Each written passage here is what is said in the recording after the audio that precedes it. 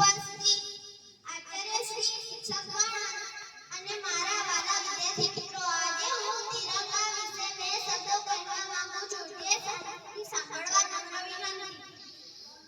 દરેક દેશનો ઝંડો પોતાના નાગરિકની ભાવનાઓનું પ્રતીક હોય છે. આપણા દેશનો ઝંડો ભારતીય નાગરિકોની ભાવનાઓનું પ્રતીક છે. આપણા દેશનો ઝંડો તિરંગો છે. ઉપરનો રંગ કેસરી, વચ્ચે સફેદ અને નીચે લીલો રંગ છે. વચ્ચે સફેદ રંગના પટ્ટામાં એક ચક્ર આવેલું છે, જેને અશોક ચક્ર કહે છે. ઉપરનો કેસરી રંગ એ વિદ્યા અને બલિદાનનું પ્રતીક છે. વચ્ચેનો સફેદ રંગ અને અશોક ચક્ર એ શાંતિ અને ઉન્નતિના રસ્તા તરફ વધવાની પ્રેરણા આપે છે. અને નીચેનો રંગ હરિયાળીનો સંદેશ આપે છે. પહેલાના જમાનાથી જ આપણે